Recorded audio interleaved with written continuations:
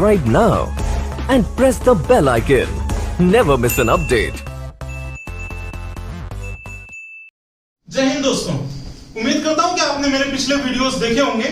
आज हम लोग अलजेब्रा के अंतर्गत ही एक पार्ट नया टॉपिक पढ़ने जा रहे हैं, दैट इज क्वाड्रेटिक इक्वेशन, यानी कि द्विघात समीकरण। ठीक है, अगर आप नाम से ही देखें तो यहां पर समझ में आ रहा है द्विघात समीकरण, यानी कि एक ऐसी इक्वेशन जिसमें जो वेरिएबल पार्ट होगा उस वेरिएबल की हाईएस्ट पावर कितनी होगी? 2 होगी। तो अगर मैं एक इक्वेशन लिखूं यहां पे, that is ax² plus bx plus c equals to 0। ax² plus bx plus c is equals to 0, ये क्या है? ये एक क्वाड्रेटिक इक्वेशन है। और अगर आप इसे ध्यान से देखेंगे तो इसमें जो वेरिएबल पार्ट है दैट इज x एक वेरिएबल है तथा a b और c क्या है? कांस्टेंट्स है। तो इसमें एक और बात आपको समझनी होगी, provided a b c belong to real number, यानी कि इस इक्वेशन में जो a b और c हैं वो किससे बिलोंग करेंगे? रियल नंबर से बिलोंग करेंगे। That means a b and c are constants and x is variable. And what is the highest power of this variable x? That is 2। यानी कि कोई भी ऐसी इक्वेशन जिसमें जो भी वेरिएबल पार्ट है उस वेरिएबल पार्ट की हाईएस्ट पावर 2 हो, वो इक्वेशन क्या कहलाएगी? क्वाड्रेटिक इक्वेशन, यानी कि द्विघात समीकरण। इतनी बात ठीक है? चलिए अब इसमें कुछ और बातें हम लोग सीखते हैं कि क्वाड्रेटिक इक्वेशन में क्या करना है हमें। अब हमें देखना क्या होता है यहां पर, सिंपली क्वाड्रेटिक इक्वेशन में हमें क्या करना होता है? हमें x की वो वैल्यूज निकालनी होती हैं जो कि इस इक्वेशन को सेटिस्फाई करें। इक्वेशन को सेटिस्फाई करने का क्या मतलब होता है कि x का हम यहां पे कौन सा मान रख दें जिसके लिए जो लेफ्ट हैंड साइड है, यानी कि जो बायां पक्ष है, वो भी कितना हो जाए? 0, जैसा कि आप देख रहे हैं, क्योंकि दायां पक्ष भी कितना है? 0। तो हमें x की ऐसी वैल्यूज चाहिए जिनके लिए ये इक्वेशन, जो x की जो वैल्यूज इस इक्वेशन को सेटिस्फाई कर रही हो, वो x की वैल्यूज हमें निकालनी है। तो देखिए उसके लिए हम क्या करेंगे, सिंपल सी चीज देखिए, हम क्या करते हैं, इस इक्वेशन से a को कॉमन कर लेते हैं। अगर आप a कॉमन करेंगे तो ध्यान दीजिएगा जरा सा, a कॉमन करने का क्या मतलब होता है? किन्हीं भी दिए हुए टर्म्स में अगर आप कोई चीज कॉमन कर रहे हैं तो इसका मतलब होता है आप उस पर्टिकुलर चीज से बाकी के सारे टर्म्स में डिवीजन कर रहे हैं। ठीक है, जैसे यहां से आप a कॉमन कर रहे हैं, इसका मतलब है आप इस टर्म में भी a से भाग करेंगे, इसमें भी और इसमें भी, तीनों टर्म में आपको a से भाग करना है। तो सबसे पहले आप इसमें a से भाग करेंगे, आपको मिलेगा x²। यहां अगर आप देखें तो आपको मिलेगा b/a times of x plus c/a, और this will be equals to 0। ठीक है, अब यहां पे देखिए, अगर आप समझना चाहें तो लिखा हुआ है दो चीजों का प्रोडक्ट 0 है, यानी a into this bracket is equal to 0। अब दो चीजों का प्रोडक्ट अगर 0 है तो इसका मतलब है दोनों में से या तो कोई एक चीज 0 होगी या तो दोनों 0 होगी। ठीक, अब यहां अगर आप देखो तो a का मान 0 नहीं हो सकता, क्योंकि अगर a का मान 0 हो गया तो ax² ये वाला टर्म पूरा 0 हो जाएगा, और अगर x की पावर ये पूरा टर्म 0 हो चुका है तो ये जो इक्वेशन है ये क्वाड्रेटिक इक्वेशन ही नहीं रह जाएगी। इसका मतलब कि यहां पर a 0 नहीं हो सकता, लेकिन इन दोनों का प्रोडक्ट 0 है, इसका मतलब है कि ये वाला पार्ट जो है वो कितना होगा? 0। चलिए यहां लिखा x² plus b/a times of x plus c/a is equals to 0। हमें चूंकि x का मान निकालना है, इसलिए हम क्या करेंगे, इसको एक परफेक्ट स्क्वायर बनाएंगे। इसको परफेक्ट स्क्वायर कैसे बनाया जाएगा भैया? आप देखिए जरा सा, परफेक्ट स्क्वायर बनाने का क्या मतलब हुआ? हमें चाहिए होगा x² प्लस 2 इंटू, देखो 2ab चाहिए, तो 2ab चाहिए तो देखो a की जगह पे क्या लिखा हुआ है? x लिखा हुआ है, तो 2 इंटू a इंटू, अब हमें इस तरीके से इसकी वैल्यू लिखनी है कि ये सेम चीज यहां पे रहे। तो यहां चूंकि हमने 2 एक्स्ट्रा लिखा है, 2 से आपने मल्टीप्लाई किया है, तो 2 से आपको क्या करना पड़ेगा? डिवाइड भी करना पड़ेगा। ये बात सही है? तो x² प्लस 2ab हो गया। अब जब 2ab लिख चुके हैं तो आपको b² 2ab, तो a² दिख रहा है, 2 दिख रहा है, a दिख रहा है, b दिख रहा है, तो इसका भी तो स्क्वायर चाहिए आपको। तो अगर इसका स्क्वायर चाहिए तो आप यहां क्या करेंगे? b/2a का होल स्क्वायर अपनी तरफ से जोड़ देंगे, और अगर आपने b/2a का होल स्क्वायर जोड़ा है तो आपको b/2a का होल स्क्वायर घटाना भी पड़ेगा to keep the equation balanced. तो आपने b/2a का होल स्क्वायर जोड़ा, b/2a का होल स्क्वायर क्या कर दिया? घटा भी दिया, और this will be equals to 0। यहां तक बात ठीक हो चुकी है? ठीक है, अब ये अगर आपको समझ में आ चुका है तो आगे देखिए। अब देखो ये मिल रहा है x² plus 2 into x into b/2a plus b/2a का होल स्क्वायर। अगर आप इसको कलेक्टिवली देखेंगे तो आपको दिखेगा ये हो चुका है x प्लस b/2a का होल स्क्वायर प्लस ये बात ठीक है। आगे देखिए लिखा है बच्चे C by A minus B by 2a का होल स्क्वायर। अगर आप इसे ध्यान से देखोगे तो आपको यहां नीचे मिल जाएगा C by A minus B square upon 4a square and this is equal to 0। यहां देखिए x plus b by 2a का होल स्क्वायर प्लस यहां अगर आप एलसीएम लोगे तो एलसीएम आ जाएगा 4a का स्क्वायर। a से 4a स्क्वायर में अगर आप मल्टीप्लाई डिवाइड करते हो तो फिर एलसीएम लेने के बाद आपको मिलेगा 4a और इंटू सी, तो ये हो गया 4ac माइनस 4a स्क्वायर तो यहाँ पे कितना बचा b स्क्वायर और बराबर में कितना हो चुका है भाई 0। यहाँ तक बातें आपको समझ में आ चुकी है। अगर ये आपको समझ में आया है तो देखिए हमें x की वैल्यू चाहिए, तो हम नेक्स्ट क्या लिखेंगे x plus b by 2a का होल स्क्वायर। ठीक है, अब इस टर्म को उस तरफ ले जाएंगे, जब इसे उस तरफ ले जाएंगे तो आपको मिलेगा b square minus 4ac upon 4a square, b square minus 4ac upon 4a square. ठीक है, अब क्या करना है, स्क्वायर यहां से हटा देना है तो आपको मिलेगा x plus b by 2a is equals to, अब जब स्क्वायर इधर से हटेगा तो इधर आपको मिलेगा प्लस माइनस, यहाँ b square minus 4ac upon 4a का स्क्वायर। तो x का मान कितना आएगा, ध्यान से देखिएगा, b बाई 2 उधर जाके कितना हो जाएगा minus b by 2, plus minus था तो हमने लगाया plus minus, B square minus 4ac, ये बी स्क्वायर माइनस 4ac ही रहेगा, और यहाँ पे अपॉन में कितना आएगा 4a स्क्वायर था तो इससे बाहर रूट के बाहर कितना आ जाएगा 2a। तो फाइनली अगर आप देखो तो आपको मिलेगा x is equal to minus B by 2a plus minus minus b, आपको मिलेगा x का मान x is equal to minus b plus minus under root b square minus 4ac upon 2a। इसका क्या मतलब हुआ, यही x की वो वैल्यूज हैं, कितनी वैल्यूज आई भाई, 2 वैल्यूज आई। तो ध्यान रखिएगा कोई भी इक्वेशन अगर आपके सामने दी हुई है इस प्रकार की तो उसमें जो x की हाईएस्ट पावर होती है उतने ही नंबर ऑफ रूट्स उस इक्वेशन के आएंगे। और रूट्स क्या होते हैं, roots are the values which satisfy the equation. Roots वो वैल्यूज होती हैं जो कि इक्वेशन को सेटिस्फाई करती है, हिंदी में मूल कहते हैं भैया। ठीक है, इनको इंग्लिश में जीरोस भी कहते हैं, जीरो क्रॉसिंग भी कहते हैं, रूट्स भी कहते हैं। तो रूट्स क्या होती है, वो वैल्यूज होती है जो कि इक्वेशन को सेटिस्फाई करती है। और सेटिस्फाई करने का क्या मतलब हुआ, मतलब ये हुआ कि अगर आप इसमें x के वो मान रख देंगे जो कि इसके रूट्स हैं तो a plus b plus c बराबर 0, तो LHS और RHS जो है वो दोनों क्या हो जाएगा, बराबर हो जाएगा। ठीक है, ये बात हुई इक्वेशन को सेटिस्फाई करने की। आप देखिए x का मान कितना है 2, चूंकि x की हाईएस्ट पावर 2 थी तो यहाँ पे x की कितनी वैल्यूज आएंगी, 2 वैल्यू आएगी।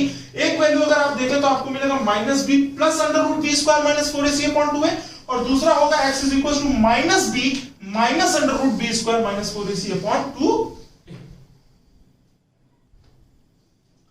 तो देखिए अभी आप लोगों ने सीखा कि अगर equation ax square plus bx plus c is equal to 0 है तो यहां से x की वो वैल्यूज जो कि इस इक्वेशन को सेटिस्फाई करेंगे, यानी कि जो रूट्स होंगे वो होगा minus b plus minus under root b square minus 4ac upon 2a। ध्यान से समझिएगा, अगर आप कायदे से देखो तो यहाँ पे 2 रूट्स दिख रहे हैं और मोस्टली इनको अल्फा और बीटा से डिनोट किया जाता है कि एक रूट अल्फा मान लेते हैं और अगला रूट बीटा। तो क्या हो जाएगा, अल्फा बराबर हो जाएगा आपका minus b plus under root b square minus 4ac upon 2a and the beta will be equals to minus b minus under root b square minus 4ac upon 2a। ठीक है, तो यहां से अल्फा और बीटा की value आ चुकी है, यानी कि इस क्वाड्रेटिक इक्वेशन के दोनों रूट्स आ चुके हैं। एक है minus b plus under root b square minus 4ac upon 2a और दूसरा minus b minus under root b square minus 4ac upon 2a। अब देखिए यहां पर क्या जानना होता है, हमें जानना होता है नेचर ऑफ रूट्स। क्या जानना होता है, नेचर ऑफ रूट्स। और नेचर क्या होता है रूट्स का, मतलब अगर आप नंबर सिस्टम देखें, आपने पढ़ा होगा नंबर सिस्टम थोड़ा बहुत, तो नंबर सिस्टम में अगर आप बात करें तो मैथमेटिक्स में जो नंबर सिस्टम होता है उसको 2 भागों में बांटा जाता है। सबसे पहले रियल नंबर्स और फिर इमेजिनरी नंबर्स। सबसे पहला जो बाइफर्केशन होगा that will B of real numbers and imaginary numbers. देखिए नंबर सिस्टम थोड़ा सा मैं ब्रीफ कर देता हूं आपको। ये हो गया रियल नंबर्स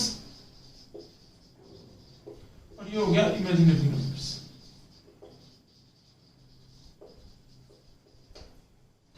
रियल नंबर्स का फर्दर बाइफर्केशन अगर आप करते हो तो रियल नंबर्स फर्दर जाएंगे रैशनल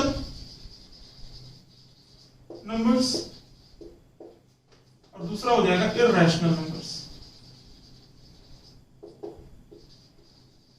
ठीक, तो यार अगर इसी तरीके से हम बात कर रहे हो कि जो रूट्स आए अल्फा और बीटा, तो अल्फा और बीटा में हमें देखना है कि अल्फा और बीटा रियल है कि इमेजिनरी है। ठीक है, रियल है अथवा इमेजिनरी है, रैशनल है, और फिर अगर रियल है तो रियल में भी रैशनल है या फिर इररेशनल है। तो this will be the nature of the roots, this will decide the nature of the roots. अब जरा सा मैं बता दूं आपको कि इमेजिनरी नंबर्स क्या होते हैं। तो भाई इमेजिनरी नंबर्स क्या होते हैं, आपको पता है अंडर रूट के अंदर कोई भी नेगेटिव वैल्यू, अंडर रूट के अंदर कोई भी नेगेटिव नंबर अगर आपको मिल रहा है, so that number will be imaginary number. Square root के अंदर कोई भी नेगेटिव वैल्यू मिल जाए अगर आपको, तो वो कैसा नंबर हो जाएगा, इमेजिनरी नंबर हो जाएगा। ध्यान से समझिएगा जरा सा, ये जो इमेजिनरी नंबर होता है, जैसे मैं लिख दूं under root of 2 under root of -4, ध्यान से समझिएगा अंडर रूट ऑफ -4, तो ये तो मतलब ये डिफाइंड तो है नहीं, तो स्क्वायर रूट के अंदर तो -4 लिखा तो बाहर क्या आएगा बताइए। तो नॉर्मली जब आप क्या करते हो, सपोज 4 लिखा हुआ है, तो 4 को आप क्या कहते हैं, स्क्वायर रूट में अगर 4 लिखा है तो आप इसे लिख सकते हैं प्लस में 2 × 2, या आप इसे लिख सकते हैं अंडर रूट में -2 × -2। ठीक है, तो आप क्या करते हैं कि इसको किसी सेम संख्याओं में ब्रेक कर देते हैं। अब अगर माइनस का 4 लिखा हुआ है तो क्या आप किसी भी तरीके से इसको ऐसा लिख सकते हैं -2 × -2, तो +4 हो जाएगा, -2 × +2 तो वो कितना आएगा, -4 आएगा। तो क्या इन दोनों में से कोई भी वैल्यू बाहर आ सकती है, नहीं आ सकती। इसका मतलब है कि स्क्वायर रूट के अंदर जो नेगेटिव वैल्यू होती है वो डिफाइंड नहीं होती है। तो अगर डिफाइंड नहीं हो तो क्या मैथमेटिक्स खत्म हो जाएगी, नहीं। तो फिर क्या किया गया, ये डिफाइन किया गया कि भाई जो अंडर रूट में -4 लिखा है, तो 4 तो ठीक था, ये जो -1 था ना, इस -1 को क्या कहा गया, इसको डिफाइन किया गया कि इसे हम कहेंगे i²। इसको क्या कहेंगे, i² कहेंगे। एंड ये i क्या होता है, i is known as iota. Iota क्या है, सिंपली एक सिंबल है जो कि नंबर को बताता है कि ये नंबर क्या है, इमेजिनरी नंबर है। सो i² इसको किसको लिखा है, -1 को, तो i² will be equals to -1। और यहां पे जब लिखा है 4i² तो बाहर कितना आ जाएगा भाई, 2i। बिल्कुल, अंडर रूट में 4 अगर i² लिखा है तो बाहर कितना आ जाएगा, 2i आ जाएगा। ये बात समझ में आ रही है आप लोगों को, ये आ गया 2i। अब एक बात समझना जरा सा कि नंबर रियल होगा या इमेजिनरी होगा, ये कौन डिसाइड करता है, ये स्क्वायर रूट। नंबर रियल होगा या फिर इमेजिनरी, ये कौन डिसाइड करता है, स्क्वायर रूट डिसाइड करता है। तो यहां अगर आप देख रहे हो तो जो रूट्स हैं उनमें स्क्वायर रूट के अंदर का जो पार्ट है दैट इज b² - 4ac। ठीक है, so whether the roots will be real or imaginary, this will be decided by this part b² - 4ac, that under root के अंदर वाला जो पार्ट है वही डिसाइड करेगा। so किसी भी द्विघात समीकरण के जो मूल हैं वो वास्तविक होंगे अथवा काल्पनिक होंगे, इस बात की विवेचना करने वाला जो फैक्टर है that is b² - 4ac। what does it mean? It means like whether the roots of the quadratic equation will be real or imaginary, this will be decided or discriminated by this particular term that is b² - 4ac। so इसे क्या कहा जाता है, discriminant. ठीक है, real और imaginary roots को discriminate कौन करता है, b² - 4ac, इसलिए इसको क्या कहते हैं, डिस्क्रिमिनेंट। हिंदी में अगर कहें तो जो मूल है वो वास्तविक होंगे अथवा काल्पनिक होंगे, इस बात की विवेचना कौन करता है, b² - 4ac, इसलिए इसको क्या कहते हैं, विवेचक कहते हैं या फिर विविक्तकर कहते हैं। सो इसे d से भी डिनोट किया जाता है, d फॉर डिस्क्रिमिनेंट, तो d will be equals to b² - 4ac। और d को क्या कहते हैं, इंग्लिश में कहते हैं डिस्क्रिमिनेंट, और हिंदी में क्या कहते हैं, विवेचक अथवा विविक्तकर। ये बात ठीक है, ये आपको समझ में आ रहा है कि इसे विवेचक अथवा विविक्तकर या फिर क्या कहा जाता है, डिस्क्रिमिनेंट कहा जाता है। ठीक, चलिए ठीक है। तो अभी आप लोगों ने सीखा कि एक क्वांटिटी है d बराबर b² - 4ac, जो ये बात बताती है कि क्वाड्रेटिक इक्वेशन के रूट्स अल्फा और बीटा, जो अभी आपने लिखा था -b + √d/2 अपॉन 2a। अब मैं direct b square minus 4ac को d लिख दे रहा हूं और beta is equal to minus b minus under root d upon 2a। ये बात समझ में आ रही है आपको? ठीक है, तो अब हम लोग बात कर रहे थे नेचर ऑफ रूट्स की। तो नेचर ऑफ रूट्स में मैंने आपसे क्या कहा था? सबसे पहला बाइफर्केशन किसमें हुआ था भाई? रियल रूट्स यानी कि वास्तविक रूट्स और किसमें? Imaginary roots. थोड़ी देर पहले मैंने आपको ये बात बताई कि अगर स्क्वायर रूट के अंदर नेगेटिव वैल्यू हो जाए तो रूट्स कैसे हो जाते हैं? इमेजिनरी हो जाते हैं। स्क्वायर रूट के अंदर नेगेटिव वैल्यू का क्या मतलब होता है?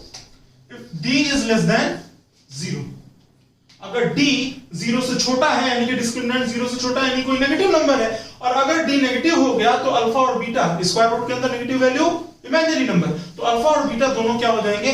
इमेजिनरी रूट्स हो जाएंगे। और इमेजिनरी रूट्स की एक खासियत होती है that imaginary roots always exist with their conjugate pairs.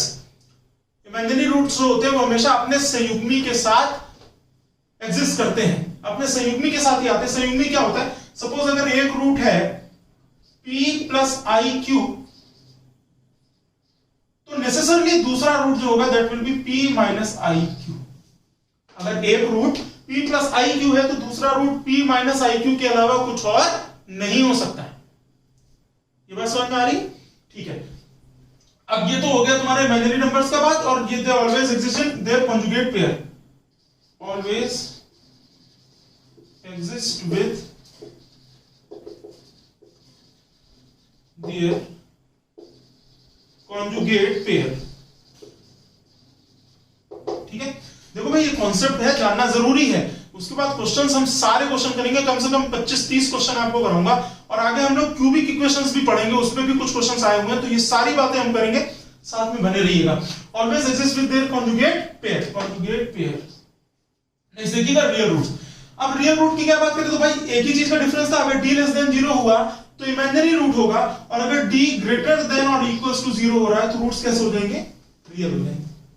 भाई नंबर या तो 0 से छोटा होगा या 0 होगा या 0 से बड़ा होगा। तो अगर 0 से छोटा हो रहा है तो इमेजिनरी, और अगर 0 से बड़ा हो रहा है d का मान या फिर 0 के बराबर हो रहा है तो उस केस में नंबर कैसा होगा? रियल होगा। सॉरी, रूट्स कैसे होंगे? रियल होंगे। अब रियल रूट्स में भी दो बातें देखेंगे भाई। क्या देखेंगे? रैशनल और इररेशनल। रैशनल और इररेशनल रूट्स की बात कर रहे थे। इररेशनल रूट्स क्या होते हैं, इसको जानने से पहले आपको जानना होगा इररेशनल नंबर्स क्या होते हैं। तो आप लोगों को ये बात बताई गई बहुत अच्छे से कि ऐसे भिन्न ऐसे नंबर जिनको p बाई क्यू के फॉर्म में व्यक्त किया जा सके, डिनोट किया जा सके, वो नंबर्स क्या कहलाते हैं? रैशनल नंबर्स कहलाते हैं। इररेशनल नंबर्स क्या होते हैं? इररेशनल वैल्यूज होती हैं non repetitive, non recurring and non terminating decimals. Non repetitive, non recurring और नॉन टर्मिनेटिंग डेसिमल्स जो होते हैं वो क्या कहलाते हैं? इररेशनल नंबर्स होते हैं। इसका क्या मतलब हुआ? नॉन टर्मिनेटिंग यानी ऐसी भिन्न जो खत्म ना होती हो, ठीक। नॉन टर्मिनेटिंग, नॉन रिकरिंग यानी कि जिनमें किसी एक ही नंबर की पुनरावृत्ति ना हो रही है। जैसे देखिए मैं लिख देता हूं, तो ऐसे नंबर्स जो कि ऐसे फ्रैक्शंस जो कि ना नॉन रिपीटेटिव हो, नॉन टर्मिनेटिंग हो और नॉन रिकरिंग हो, वो क्या कहलाती है? इररेशनल नंबर्स कहलाते हैं। देखिएगा जैसे मैं लिख देता 0.333 ऐसे करके आगे इन्फिनिट तक, तो ये क्या हुआ? एक रिकरिंग डेसिमल है, इसमें एक ही जो टर्म है वो बार बार आ रहा है। या फिर ऐसा होता 0.123 123 123 ऐसे से करके, या फिर 0.5। अब इन तीनों को अगर आप देखें तो ये है नॉन टर्मिनेटिंग, ये है सॉरी ये टर्मिनेटिंग है, ये रिकरिंग है और ये रिपीटिंग है। इसमें एक सेट ऑफ वैल्यूज रिपीट कर रही है, इसमें एक ही टर्म जो है वो बार बार रिकर कर रहा है, बार बार आ रहा है, और इसमें 0.5 यानी कि डेसिमल खत्म हो चुका है। तो इनके अलावा यानी कि नॉन रिपीटेटिव, नॉन रिकरिंग और नॉन टर्मिनेटिंग डेसिमल्स जो होते हैं वो क्या होते हैं? इररेशनल नंबर्स होते हैं। जैसे ई, पाई। इनके अलावा क्या होता है? इनके अलावा अगर स्क्वायर रूट के अंदर कोई भी नॉन परफेक्ट स्क्वायर क्वांटिटी है, अगर वर्गमूल के अंदर कोई भी नॉन परफेक्ट स्क्वायर क्वांटिटी यानी कि जो पूर्ण वर्ग संख्या अगर नहीं है, सपोज √3 तो कोई पूर्ण वर्ग संख्या यानी √7, तो इस तरीके के जितने भी नंबर्स होते हैं वो सभी क्या कहलाते हैं? इररेशनल नंबर्स कहलाते हैं। ठीक है, तो यहां पर अगर आप देखें तो d ग्रेटर देन और इक्वल टू 0 होने पर रूट्स जो होंगे रियल होंगे, ठीक है। लेकिन अब रियल होने के बाद भी if d is not a perfect square quantity,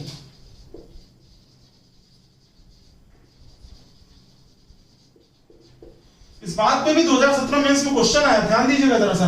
अगर d कोई परफेक्ट स्क्वायर क्वांटिटी नहीं है तो उस केस में जो रूट्स होंगे वो कैसे होंगे, इर्रेशनल रूट्स होंगे।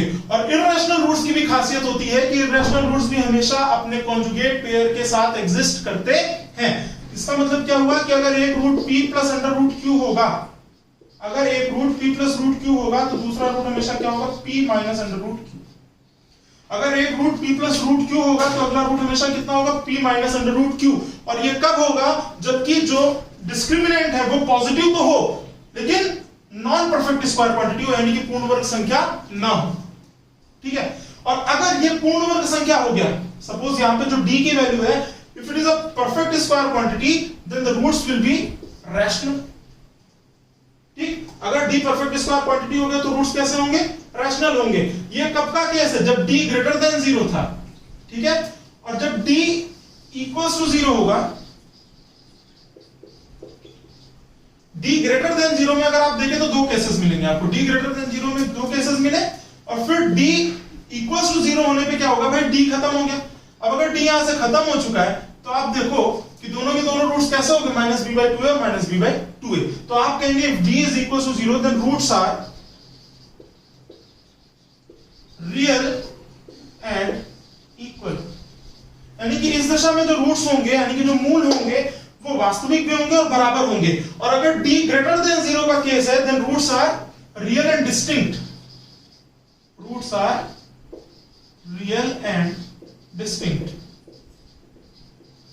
And if d is less than 0 in that case the roots will be imaginary। I hope ये बात आपको अच्छे से समझ में आ गई होगी। d से हम देखेंगे बार बार कि रूट्स का नेचर क्या होगा। अगर d लेस देन 0 तो imaginary roots, d greater than 0 या फिर इक्वल्स टू 0 होने पर रूट्स रियल होंगे। d ग्रेटर देन 0 होने पर भी आपको दो तरह से रूट्स मिलेंगे, रैशनल और इरैशनल। अगर इरैशनल रूट्स हैं तो d की वैल्यू जो होगी that should be a non perfect square quantity, और in that case the roots will be with their conjugate pairs. Like अगर एक root p plus root q होगा तो दूसरा p माइनस रूट q। ध्यान से देखिएगा, चाहे यहां पे बात करूं इमेजिनरी रूट्स की, चाहे बात करूं इरैशनल रूट्स की, यहां पर सिर्फ जो स्क्वायर रूट वाली वैल्यू है उसका साइन चेंज होता है, और यहां पर जो i के साथ वाली वैल्यू है उसका साइन चेंज होता है। अगर मैं लिख देता -2 + 3i तो इसका कॉन्जुगेट पेयर होगा -2 - 3i।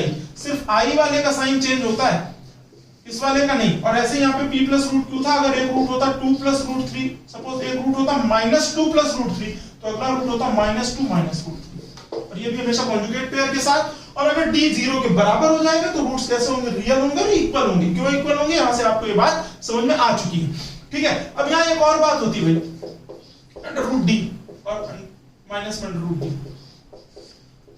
यहाँ पे क्या चीज सीखनी है आपको, यहाँ एक और बात सीखनी है कि अगर हम बात कर रहे हो अल्फा प्लस बीटा की, यानी कि सम ऑफ द रूट्स की, अगर आप अल्फा प्लस बीटा की बात कर रहे हो तो इन दैट केस अगर आप इन दोनों को जोड़ दो तो प्लस रूट डी बाई 2 और माइनस रूट डी बाई 2 ये कैंसिल हो जाएगा, आपको मिलेगा minus B by 2 plus minus B by 2 तो ओवरऑल मिल जाएगा ये माइनस बी बाई ए। यानी कि अल्फा प्लस बीटा अगर आप देखें तो आपको मिलेगा माइनस बी बाई ए। और इसी तरह से अगर आप इन दोनों को गुणा कर देंगे तो अल्फा इंटू बीटा की वैल्यू आ जाती है C by A.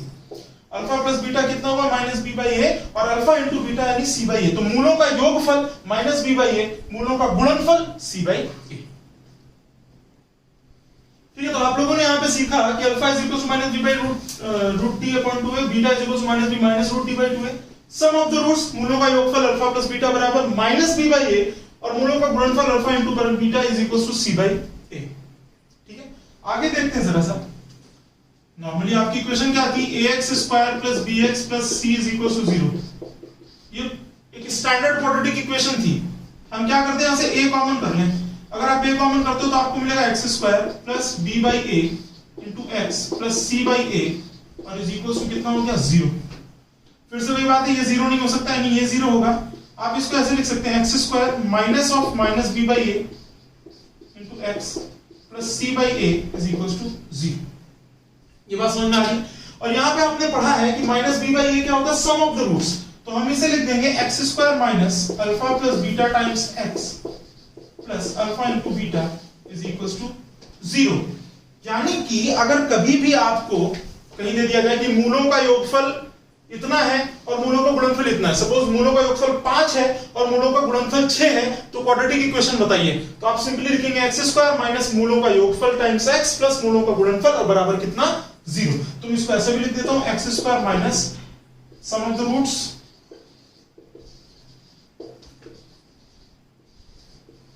X plus product of the roots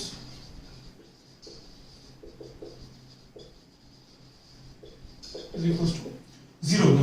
तो यहां से हम लोगों ने सीखा कि अगर सम ऑफ द रूट्स पता हो, प्रोडक्ट ऑफ द रूट्स पता हो, तो हम क्वाड्रेटिक इक्वेशन कैसे लिखेंगे, x square minus sum of the roots times x plus product of the roots equals to कितना हो गया 0। और यार अगर तुमको ये चीज पता है अल्फा प्लस बीटा और अल्फा इनटू बीटा, तो कभी-कभी आपको अल्फा माइनस बीटा निकालने को हो सकता है। तो आप लोग इतना जानते हो alpha minus beta is equals to under root of alpha plus beta का whole square minus 4 alpha beta. इसे भी लिख लीजिए जरा सा। 2017 मेंस में इस पे भी क्वेश्चन है, हर एक बात जो यहाँ पे लिखी गई है हर बात पे क्वेश्चन 2017 में पूछा गया है, ठीक है। अब एक बहुत अच्छा सा लॉजिक हम लोग यहाँ पे सीखते हैं। हमने सम ऑफ द रूट्स देख लिया, प्रोडक्ट ऑफ द रूट्स देख लिया, अगर हमें क्वाड्रेटिक इक्वेशन लिखनी है तो वो कैसे लिखेंगे, और अल्फा माइनस बीटा भी देख लिया। अब एक बात समझो, सपोज तुम्हारे पास इक्वेशन लिखी हुई है a x square plus b x plus c equals to 0। यहाँ एक इक्वेशन लिखी है x square plus b x plus c equals to 0। मैंने आपसे कहा था कि x की वो वैल्यूज जो कि इस इक्वेशन को सेटिस्फाई करेंगी वो इसके रूट्स कहलाएंगी। अब suppose x square plus b x plus c बराबर 0 था and a plus b plus c equals to 0 है। ये दिया हुआ है कि a plus b plus c equals to 0 है। इस इक्वेशन में a plus b plus c equals to 0। तो यार अगर a plus b plus c equals to 0 है, इसका मतलब ये हुआ कि x बराबर 1 इस इक्वेशन को सेटिस्फाई कर रहा है। ये बात सही है। अगर a प्लस बी प्लस सी की वैल्यू 0 है तो इसका मतलब ये हुआ कि x बराबर 1 इसको सेटिस्फाई कर रहा है। देखो इसमें x की वैल्यू 1 रख दोगे तो a प्लस बी प्लस सी 0 हो जाएगा ना। और अगर x इक्वल्स टू 1 इसे सेटिस्फाई कर रहा है, that means x is equals to 1 is a root of the equation of this equation. अगर x बराबर 1 इस इक्वेशन को सेटिस्फाई कर रहा है तो इसका मतलब है कि x is equal to 1 is the root of this equation. और अगर x इज इक्वल टू 1 इस इक्वेशन का रूट है तो देखिएगा जरा सा कि दूसरा रूट कितना होगा। तो थोड़ी देर पहले अभी हम लोगों ने पढ़ा था कि alpha into beta is equal to होता है c by a।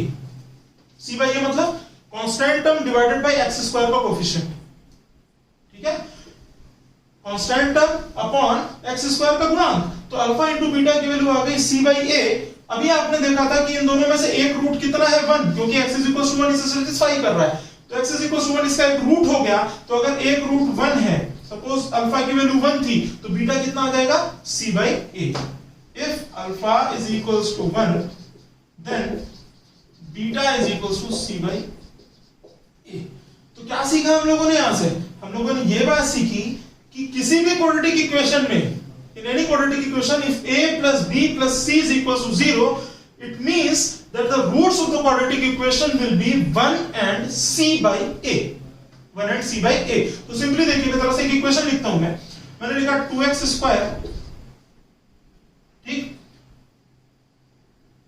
Plus 3x minus 5 equals to 0।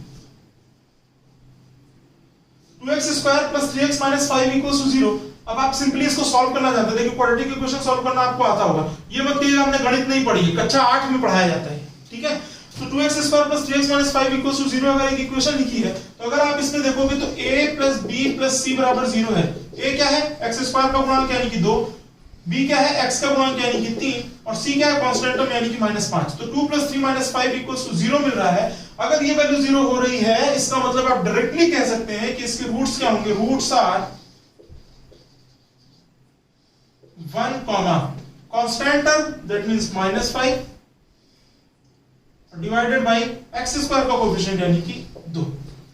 तो इस क्वाड्रेटिक इक्वेशन के रूट्स आप डायरेक्टली बिना चेक किए आप लिख सकते हैं, बिना सॉल्व किए लिख सकते हैं कि 1 5 by 2 होंगे। क्यों? क्योंकि यहाँ पर जो टर्म्स थे एक्स स्क्वायर का कोफिशिएंट, एक्स का कोफिशिएंट और कांस्टेंट टर्म, इनका जो सम था वो 0 बन रहा था। इसका मतलब है कि रूट्स कितने होंगे 1,-5/2। चलिए हम लोग एक क्वेश्चन देखते हैं। यहाँ पे सपोज लिखा हुआ है a - b times x square plus b - c times x plus c - a is equals to 0। ये क्वाड्रेटिक इक्वेशन दे रखी है। a - b का x square plus b - c x plus c - a equals to 0। Then find roots of the equation.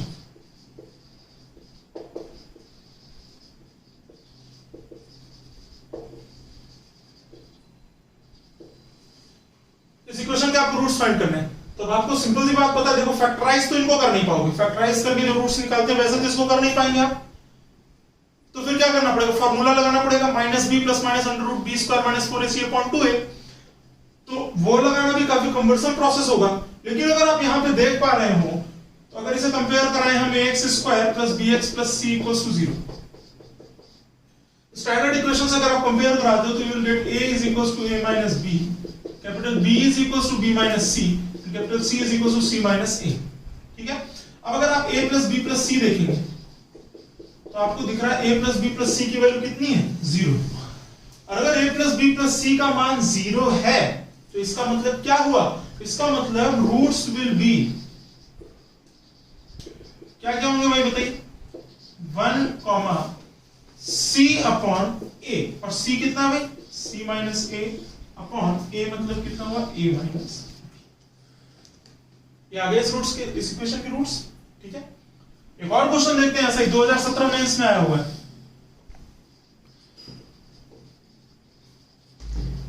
क्या पूछा गया देखिए। Question था a times b - c x² plus b times c - ax plus c times a - b equals to 0। Then which of the following is correct?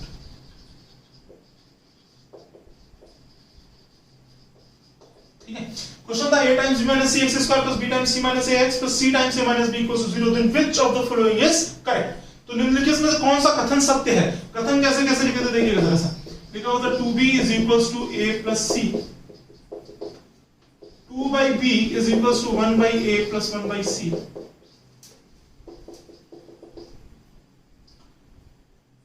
b = ac, b² = ac। Fourth statement was 2c = a + b। ठीक है। इसी तरीके से check करके 4 options दे रखे थे, शायद एक आध ऑप्शन इधर उधर होगा, उससे फर्क नहीं पड़ता। आप क्वेश्चन देखिएगा जरा सा। तो a times b - c x² b times c - ax plus c times a - b = 0। Then which of the following is correct? अगर आप सिंपली देख पा रहे हो, if roots of the equation this are equal, ये था कंप्लीट क्वेश्चन। क्वेश्चन था if roots of the equation this are equal, अगर इस इक्वेशन के रूट्स बराबर हैं then which of the following is correct. ठीक है। तो अभी थोड़ी देर पहले आप लोगों ने देखा था कि रूट्स अगर बराबर हैं तो d = 0 होना चाहिए। रूट्स अगर बराबर है तो d = 0 होना चाहिए। मैंने कुछ टीचर्स को देखा ऐसे भी पढ़ाते हुए, वो यहां से d की वैल्यू निकाल रहे हैं भाई कि b² यानी इसका स्क्वायर -4 * दिस और उसके बाद फिर सॉल्व कर रहे हैं। बड़ा पड़ेगा, आप घर पे करके देखिएगा। अब जो मैंने अभी थोड़ी देर पहले आपको कॉन्सेप्ट बताया था, अगर आप उसके थ्रू जाते हैं तो देखिएगा जरा सा, यहां पे भी a + b + c की वैल्यू 0 है, देख के ही समझ में आ रहा है। a + b + c का मान कितना है 0। अगर a + b + c का मान 0 है देन रूट्स आर क्या होंगे 1, और क्या होगा c times a - b upon a times b - c। ये रूट्स होंगे, बिल्कुल होंगे। और अगर ये रूट्स है तो क्वेश्चन कह रहा था कि then the roots are equal. इस इक्वेशन के रूट्स कैसे इक्वल हैं? और अगर इक्वेशन के रूट्स इक्वल है तो तुमको तो पता ही है इन दोनों रूट्स होंगे, इनको इक्वल कर दो। तो हमने लिखा c times a - b upon a times b - c is equals to 1। c times a - b upon a times b - c is equals to 1। और अगर इनको आप इक्वल कर देते हो तो you will write as ac - bc is equals to ab - ac। ठीक है। अब देखिए जरा सा AC और AC एक तरफ जाएंगे तो हमें मिला 2AC इज इक्वल टू यहाँ से क्या मिलेगा आपको AB प्लस BC। ठीक है, क्या करना है आप ABC से डिवाइड कर दीजिए सबको। और जब आप सबको ABC से, क्यों तो भाई AB भी दिख रहा है, BC भी दिख रहा है, AC भी दिख रहा है, तीनों चीजें दिख रही हो तो आप क्या करिए पूरे में ABC से डिवाइड कर दीजिए। अगर आप पूरे में ABC से डिवाइड करेंगे तो आपको मिलेगा 2/B। देखिए ABC से जब डिवाइड करेंगे तो AC कट जाएगा, B बचेगा। यहाँ पर ABC से डिवाइड करेंगे आपको मिलेगा 1/C और यहाँ पे कितना मिलेगा 1/A। तो आपने देखा कि बहुत ही आसानी से हम लोगों ने इस इक्वेशन को सॉल्व कर लिया and your answer is second option. ठीक है, तो कभी भी आपके सामने कोई क्वाड्रेटिक इक्वेशन आए तो एक बार देख जरूर लेना कहीं a + b + c का मान 0 तो नहीं हो रहा है। और अगर a + b + c का मान 0 हो गया तो डायरेक्टली आप लिख सकते हैं इक्वेशन 1, c/। ठीक है, यहाँ पे और दो क्वेश्चंस आपके सामने लिखे हैं, तो क्वेश्चन 2017 मेंस में पूछा हुआ है। अच्छा इसके ऑप्शंस देख लीजिएगा जरा सा, 7 -3 3 4। ठीक है, अब जरा सा देखो लिखा one of the roots of the equation this is x² + px + q = 0 is 2 + i√3। एक इक्वेशन दे रखी है x² + px + q = 0, इसका एक रूट दिया हुआ है 2 + i√3 where p and q are real then find the value of p + q। तो यार कहीं ना कहीं आपको ये पूरी की पूरी इक्वेशन निकालनी होगी। और मैंने आपको अभी पहले बताया था कि अगर आपको इक्वेशन चाहिए तो आपको दो बातें पता होनी चाहिए, एक तो sum of the roots that is -b/a और दूसरा क्या प्रोडक्ट ऑफ द रूट्स। आपको क्या क्या पता होना चाहिए, सम ऑफ द रूट्स पता होना चाहिए और प्रोडक्ट ऑफ द रूट्स पता होना चाहिए। अगर ये दो बातें आपको पता है तो आप इक्वेशन लिख सकते हो x² - sum of the roots times x plus product of the roots equals to 0। ये बात सही। अब अगर आप यहाँ पे देखो तो लिखा हुआ है कि एक रूट है 2 + i√3, i लिखा हुआ है, i denotes that the root is unreal यानी कि इमेजिनरी। और अगर रूट इमेजिनरी है तो मैंने आपसे बताया था कि इमेजिनरी रूट्स हमेशा अपने कॉन्जुगेट पेयर यानी कि संयुग्मी के साथ एग्जिस्ट करते हैं। ठीक है, तो एक रूट लिखा हुआ है 2 + i√3 तो necessarily the another root will be, suppose अगर अल्फा आप लिख लो 2 + i√3 तो बीटा हमेशा होगा 2 - i√3, इसके अलावा कुछ और हो ही नहीं सकता। तो अल्फा आ गया, बीटा आ गया, आप अल्फा प्लस बीटा निकाल सकते हैं और अल्फा इनटू बीटा भी निकाल सकते हैं। अगर आप सम ऑफ द रूट्स लिखें अल्फा प्लस बीटा लिखें तो this will B 2 + i√3 plus 2 - i√3। आप देखें कि ये पार्ट कट जाएगा और 2 + 2 कितना आ गया 4। अब अगर आप प्रोडक्ट ऑफ द रूट्स निकालेंगे तो alpha into beta this will B 2 + i√3 into 2 - i√3। जब आप इन दोनों को मल्टीप्लाई करोगे तो आपको मिलेगा 2 का स्क्वायर। देखो a + b और a - b तो a² - b², b की जगह लिखा होता भैया i√3। ठीक है, तो 2² - i√3 का whole square this will give you 4 देखना जरा सा i का स्क्वायर इसकी वैल्यू होती है -1। i² कितना होता है अभी पहले ही बताया था, i² यानी कि आयोटा और आयोटा कितना होता है -1, i² की वैल्यू -1 होती है। तो आप यहाँ पे i का स्क्वायर करेंगे तो मिलेगा -1 और √3 का स्क्वायर होगा तो 3। ठीक है, तो ये ओवरऑल वैल्यू जो होगी वो कितनी हो जाएगी, देखो